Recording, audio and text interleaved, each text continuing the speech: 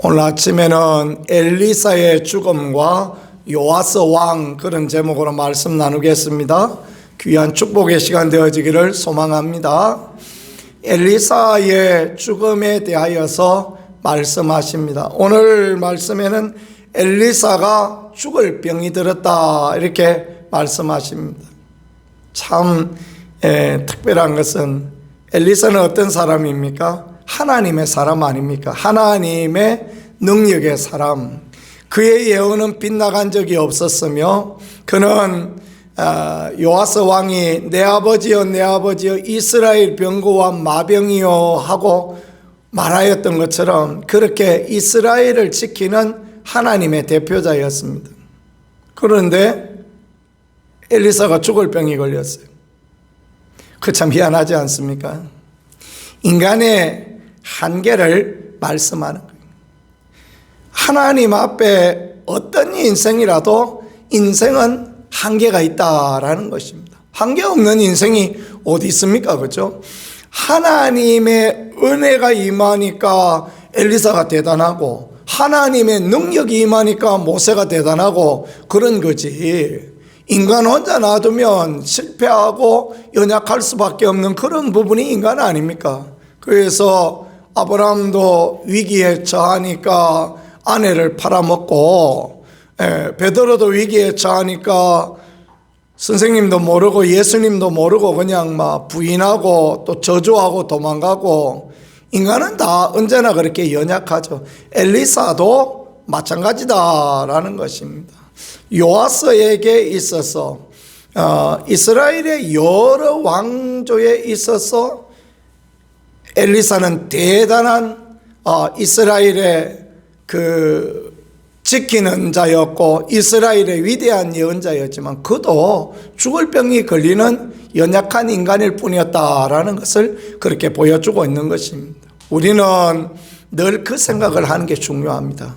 사람은 언제나 연약하다. 사람은 언제나 약하다. 거기서 출발해야 우리가 실족하지 아니하고 낭망하지 아니하고 믿음의 선한 싸움을 싸워나갈 수 있는 것입니다. 목사도 연약하고 오래 믿은 성도도 연약하고 교회 중직도 연약하고 우리가 다 연약하다라는 생각, 이게 중요합니다. 그래서 보듬어주고 감싸주고 위하여 축복하고 위로하고 격려하고 서로를 이렇게 세워가고 그래야 잘 되지 않겠습니까? 그죠? 그게 되어야 교회이고 그게 되어야 또 주님의 은혜가 있는 그런 부분으로 나갈 수 있는 것입니다.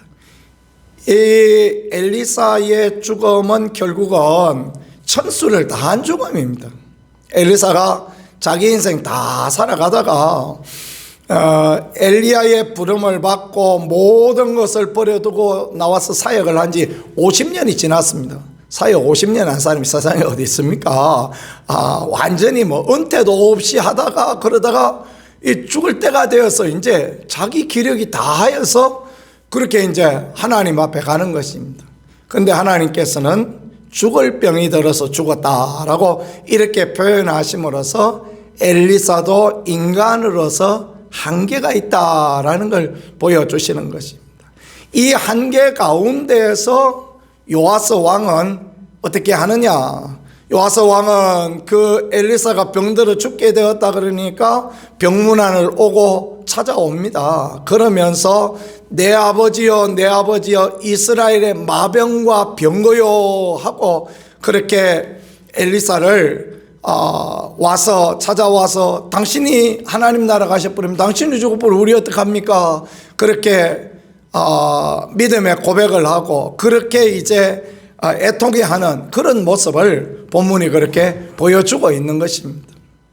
인간적인 모습으로 보았을 때 이것은 참 요아스 왕의 그 애타는 표현일 수도 있겠지만 하나님이 지켜주고 하나님이 보호하여 주시지 않으면 이 나라 누가 지켜줍니까? 그런 고백인 것입니다. 이런 고백이 하나님 앞에 귀한 것입니다. 하나님이 지켜주셔야 됩니다. 하나님이 도와주셔야 됩니다. 하나님이 일하셔야 됩니다. 그런 고백을 하나님은 기뻐하시고 은혜를 주시는 거예요. 그 아버지 요아스 때 아람 왕 하사엘이 쳐들어와서 완전히 이스라엘이 쫄딱 망했습니다. 그래서 무슨 뭐 병거 10대, 뭐 마병 50명, 또 군사 10,000명. 아니 이게 어느 나라가 가질 수 있는 국방력입니까? 완전히 쫄딱 망했는데, 그런데 요아스 왕 때는 뒤집어져서 아람 왕 벤 하닷을 쳐들어가서 아벡을 수복하고 아버지 때 뺏겼던 거 뺏어오고 세 번이나 이제 아람을 쳐서 이겼던 놀라운 일들이 있습니다. 언제 그런 일이 있었습니까? 이 요아스 왕이 엘리사를 찾아가고, 아이고 당신이 죽으면 어떡합니까? 하나님의 은혜가 거두어지면 어떡합니까? 하나님의 도우심이 필요합니다. 이런 고백을 할 때 하나님 그렇게 놀라운 역사와 은혜로 인도하여 주셨다라는 것입니다. 사람과 환경과 상황은 언제라도 바뀔 수 있는 것입니다. 언제라도 바뀔 수 있는데, 우리가 믿음의 고백을 하고 주님을 의뢰하고 주님을 의지하는 그 자리에 설 때에는 주께서 은혜 주시고 주께서 축복하시고 주님이 함께 하신다라는 것을 믿고 나가는 저와 여러분이 될 수 있기를 간절히 소망합니다. 이게 중요한 겁니다. 어려움이 중요한 것이 아니라, 환경이 중요한 것이 아니라, 현실이 중요한 것이 아니라, 우리가 어떤 믿음으로 하나님 앞에 가느냐, 또 어떤 고백으로 하나님 앞에 가느냐, 어떻게 우리가 하나님을 의뢰하며 의지하고 가는가, 그게 중요하다라는 것을 오늘 요아스 왕의 사건을 통하여 그렇게 보여주시는 것입니다. 그래서 이제 엘리사가 요아스 왕이 찾아오니까 활을 들어서서 이야기하잖아요. 그리고 그의 손을 요아스 왕의 손 위에 대고 활을 쏘라, 동쪽의 창문을 열고 활을 쏘라라는 것입니다. 동쪽에 해 떠오르는 동쪽을 통하여서 희망을 향하여 쏘라라는 그런 의미겠죠. 그리고 이제 요아스 왕이 활을 막 당겨서 활을 쏘았습니다. 그러니까 어떻게 된다 그랬습니까?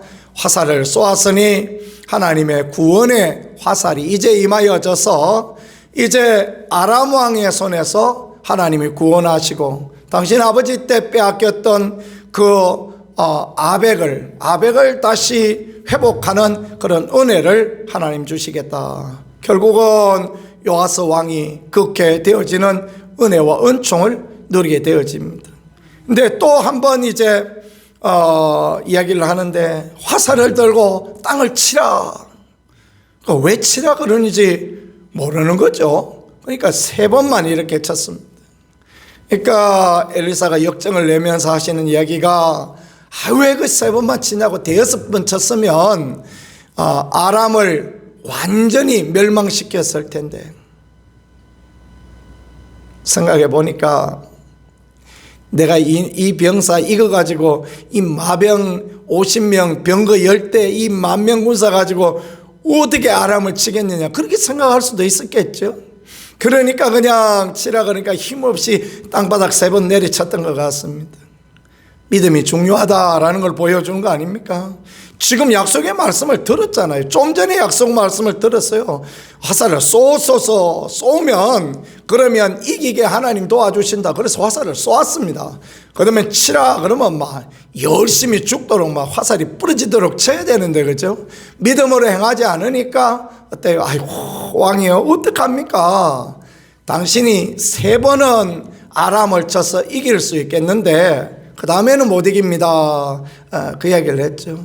그리고 그 말씀 그대로 요아스 왕 때에 아람을 3번 이겼습니다. 아람을 3번 이긴 것만 해도 감사하게 하지만은, 정말 믿음으로 나아갔더라면 하나님이 은혜 주셔서 놀라운 역사가 일어났을 텐데, 그것은 참 우리를 안타깝게 하고, 오늘 우리도 진정한 믿음으로 하나님 앞에 나가야 된다라는 것을 분명하게 보여주시는 그런 말씀이 되어지겠습니다.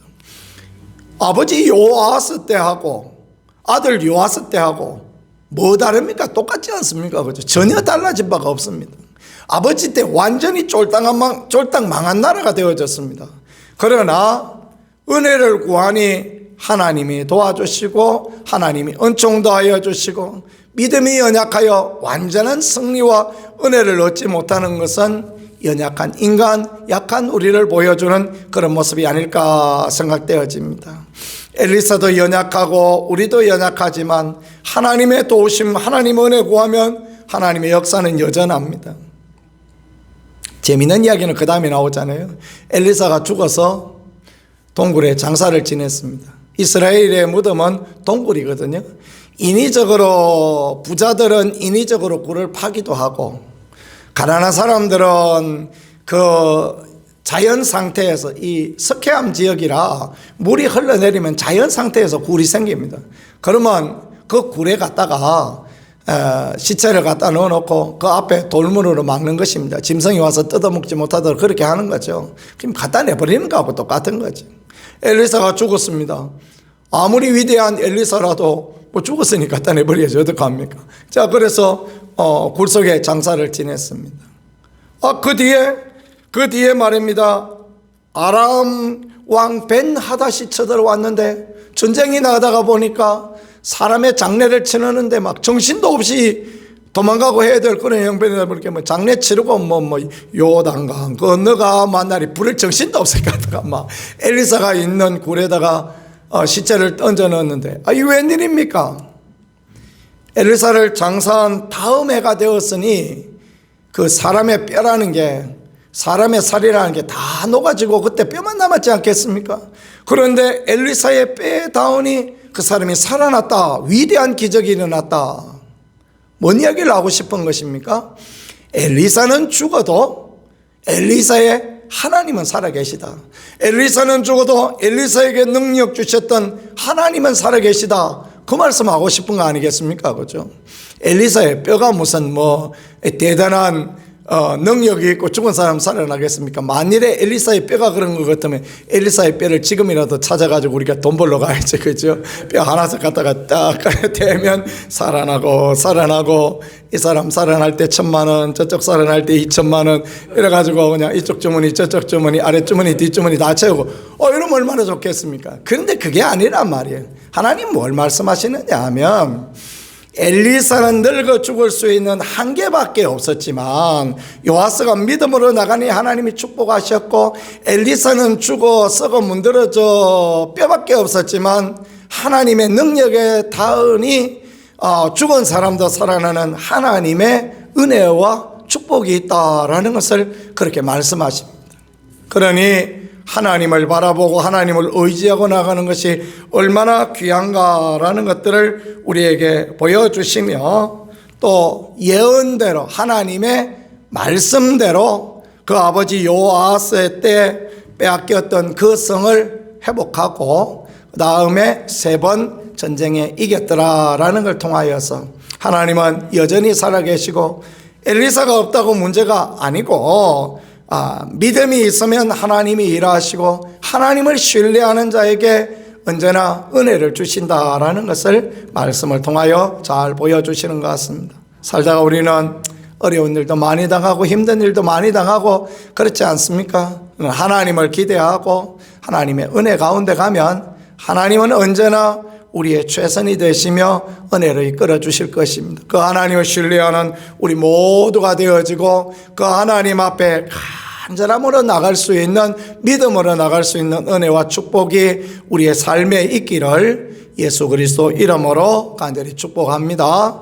이 시간 우리 기도할 때 같이 하나님, 우리로 하나님 앞에 믿음으로 나아갈 수 있도록 하나님을 신뢰하며 나가며 하나님의 기적을 볼 수 있는 그런 사람 되게 하옵소서 기도하겠습니다.